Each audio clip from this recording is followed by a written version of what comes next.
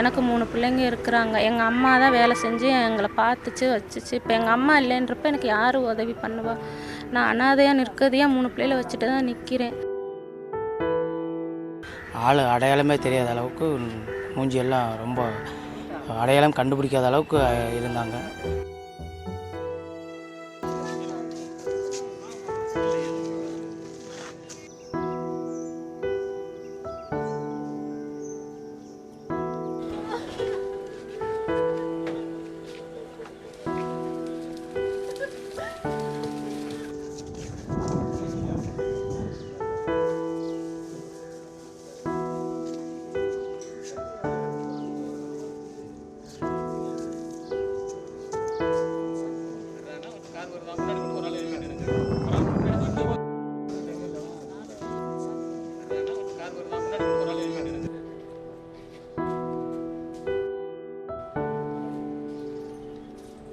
Sir, என் பேர் வந்து புவனேஸ்வரி.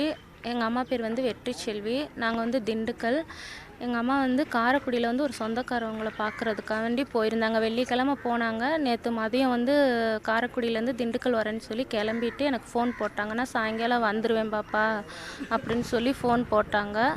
அதுக்கப்புறமா வந்துட்டு ஒரு ஃபோனும் வரலை. சரி, அம்மா கூப்பிடுவாங்கன்னு நானும் கொஞ்சம் அசால்ட்டாக இருந்துட்டேன். கரெக்டாக 7:20க்கு வந்து சிவகங்கை போலீஸ் ஸ்டேஷன்லேருந்து மணிக்கு ஆக்சிடெண்ட் ஆயிடுச்சு அப்படின்னு சொல்லி ஃபோன் வந்தது. கேள்விப்பட்டதுமே நாங்கள் அங்கேருந்து திண்டுக்கல்லேருந்து இங்கே வந்து கிளம்பி வர்றதுக்கு நைட்டு 12:30 மணி ஆச்சு.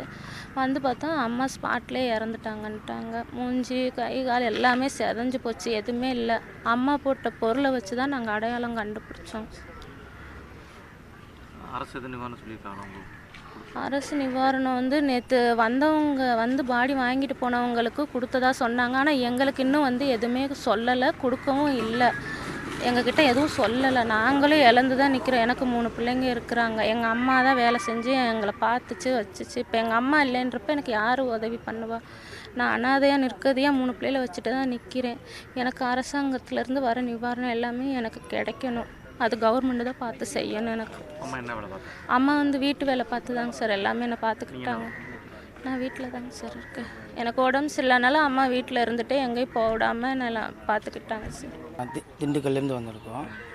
இது மாதிரி நேற்று ஒரு 7:45 மணிக்கு கால் பண்ணியிருக்காங்க. பாப்பா என்கிட்ட இது மாதிரி அம்மா ஆக்சிடெண்ட் ஆகிட்டாங்கன்னு சொல்லி ஃபோன் பண்ணி சொன்னாங்க. அண்ணன் வாங்க போவோன்னு சொல்லி கூப்பிட்டாங்க. நாங்கள் சரி அப்புறம் கார் பிடிச்சல வரும்போது நீங்கள் வரும்போது 12:30 ஆயிடுச்சு. நாங்கள் வந்து பார்த்தா அந்த அம்மாவோட மூஞ்சியே அடையாளமே தெரில. அவங்க போட்டிருந்த தோடு, மூக்குத்தி, இந்த வளையல் இதை பார்த்து தான் நாங்கள் அந்த அம்மா தான் தெரிஞ்சுக்கிட்டோம். அதுக்கப்புறம் பாடி இன்னும் எங்களுக்கு தரல. நைட்டு வந்தவங்களுக்கெல்லாம் நிவாரணம் கொடுத்துருக்காங்க. நாங்கள் இதுவரையிலும் எங்களுக்கு எதுவுமே செய்யலை. எதுவும் இன்னும் பாடியே நாங்கள் இன்னும் கையில் வாங்கலை. வேறு கேள்விப்பட்டோன்னு பதறி போய் தான் வந்தோம். நாங்கள் இங்கே வந்து பார்த்தா எங்களுக்கு டீட்டெயில் எதுவுமே சொல்லலை. ஆக்சிடென்ட்னு மட்டும் தான் சொன்னாங்க. உயிர் இருக்குன்னு தான் சொன்னாங்க. இங்கே வந்து பார்த்தா தெரியும், ஸ்பாட்லேயே அவுட் ஆகிட்டாங்கன்னு சொல்லி சொன்னாங்க.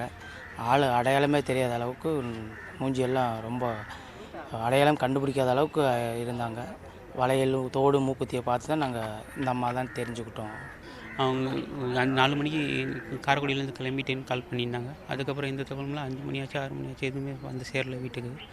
அப்புறம் தான் விசாரித்து பார்க்கல பஸ் ஆக்சிடெண்ட் ஆகிருக்கு அப்படின்ட்டு நியூஸில் பார்த்துட்டு அதுக்கப்புறம் தேடி திருப்பத்தூர் அங்கே போய் ஜிஹெச்சில் 2 பசங்களை பார்க்க சொல்லியிருந்தோம். அங்கே இது உள்ளே போக முடியலை. யாரும் பேரே இல்லாமல் இருந்துச்சு, லிஸ்ட்டில் பேர் இல்லாமல் இருந்தனால அப்புறம் தேடி அப்புறம் இப்போ தான் காலையில் நேற்று நைட்டு தான் தெரிஞ்சிச்சு சிவகங்கையில். எப்படி இருந்துச்சு? ரொம்ப அதிர்ச்சி இருந்துச்சு. ட்ரெண்டை ஃப்ரெண்ட் ஆக்கிக்கோங்க. தந்தி டிவியின் சப்ஸ்கிரைபர்ஸ் அண்ட் ஃபாலோவர்ஸ் குடும்பத்தில் நீங்களும் இணையுங்க.